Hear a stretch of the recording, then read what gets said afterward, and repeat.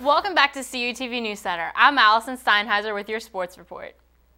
This past weekend, the Vulcans returned home to take on the Crimson Hawks of IUP in the 4th annual Coal Bowl.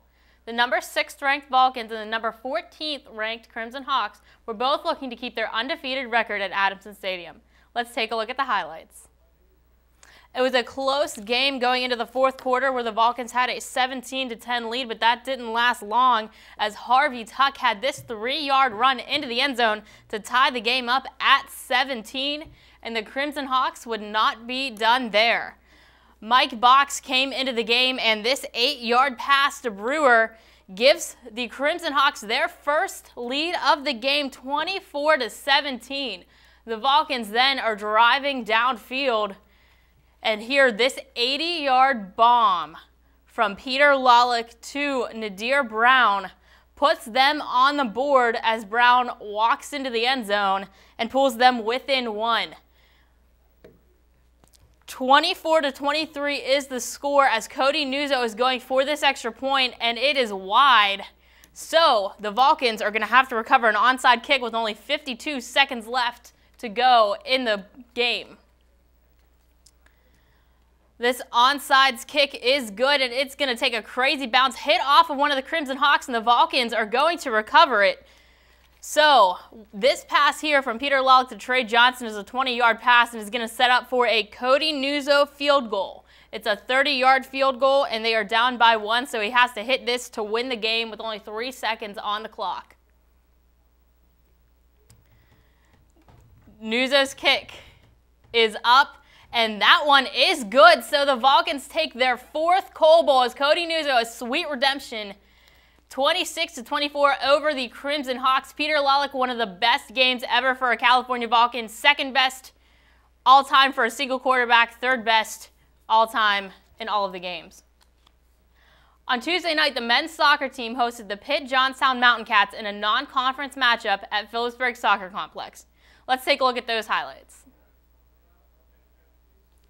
The men's team looking for their 3rd win on the year. The Mountain Cats had not won yet this season. Here, though, in the 10th minute, Derek Swoops scores for those Mountain Cats to give them a 1-0 lead, but the Vulcans would then turn it on as they started to light up the field.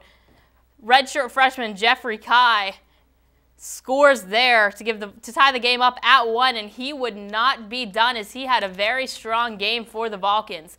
Kai then, just a couple of minutes later, scores once again to put the Vulcans in the lead 2-1, and they would not look back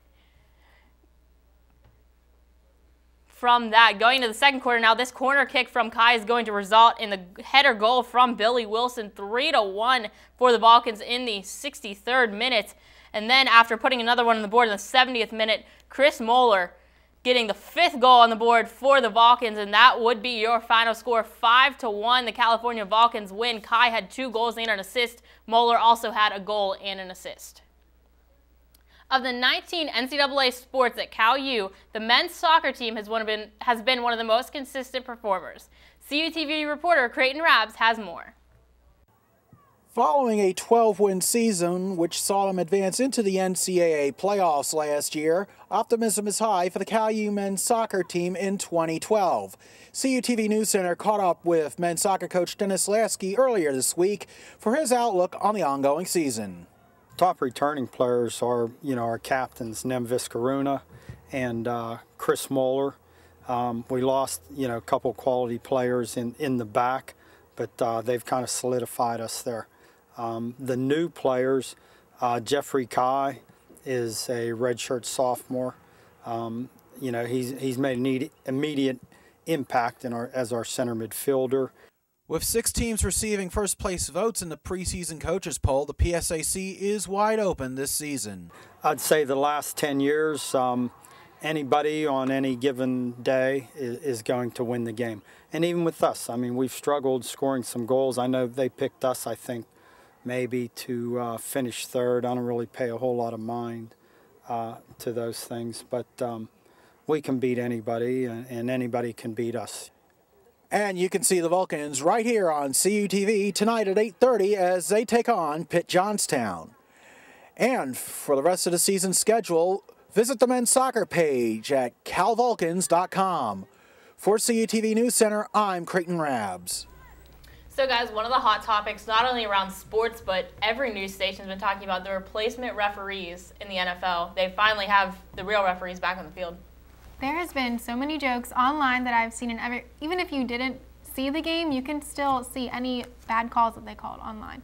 It's so popular right now. Yeah, it gets bad when a nationally local news story in the morning is covering it as their lead story. So good to see the real refs are back in. It is good to see the real refs are back in, and that's one lockout that is behind the NFL now. All right, well, thank you, Allison.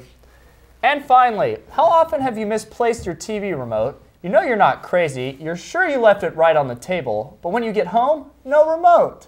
Maybe you're not crazy. Maybe there's a different explanation.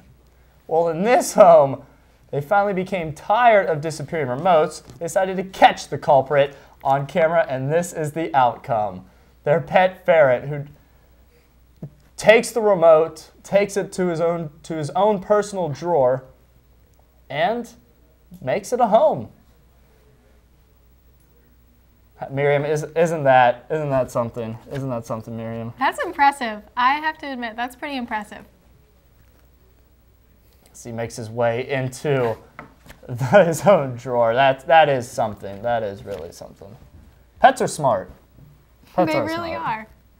That will do it for this week's edition of News Center. Don't forget you can check out CUTV online anytime. You can visit our official website at sai.calu.edu/CUTV for the latest news and on-demand video. We'll see you next week.